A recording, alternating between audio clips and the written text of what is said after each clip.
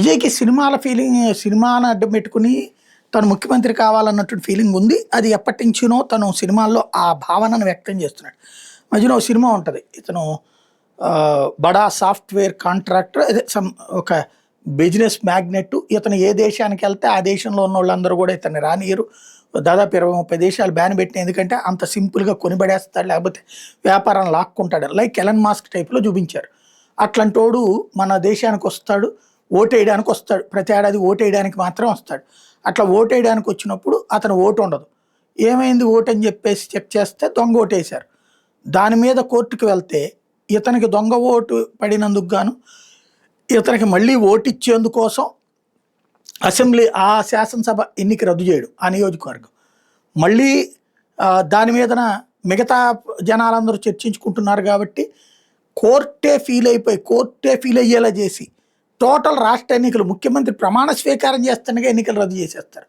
ముఖ్యమంత్రి ప్రమాణ స్వీకారం సందర్భంగా ఆ ఫోన్ రానియకుండా ఉండడం కోసం అని చెప్పేసి అక్కడ మేనేజ్ చేస్తుంటే గవర్నర్కి డైరెక్ట్గా చీఫ్ జస్టిస్ ఫోన్ చేసేస్తాడు. ఆగిపోతుంది ప్రమాణ స్వీకారం. మళ్ళీ ఎన్నికలు ఆ తర్వాత చాలా రచ్చ నడుస్తుంది.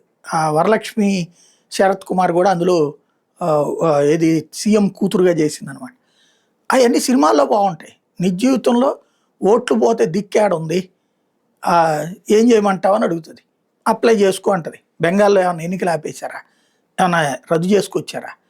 ఇవన్నీ డ్రామాలు నడుస్తూ ఉంటాయి. ఇటిట్టే నిజమని నమ్మేస్తుంటారు పాప అమాయక యువతరం.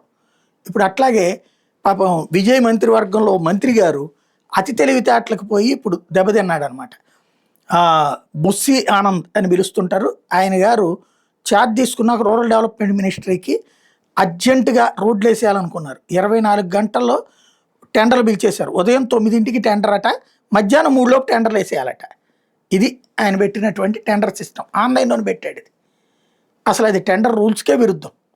ఉదయం 9ంటికి పెట్టి టెండరు, మధ్యాహ్నం 3ంటికల్లా టెండర్ వేసేయాలనేటటువంటిది. దానికి సర్టెన్ టైం ఇవ్వాలి. కోర్టులకి వెళ్తే లేచిపోతుంది. ఇలాంటి అనుభవ రాహిత్యం భవిష్యత్తులో కూడా విజయ్ని వెంటాడబోతుంది.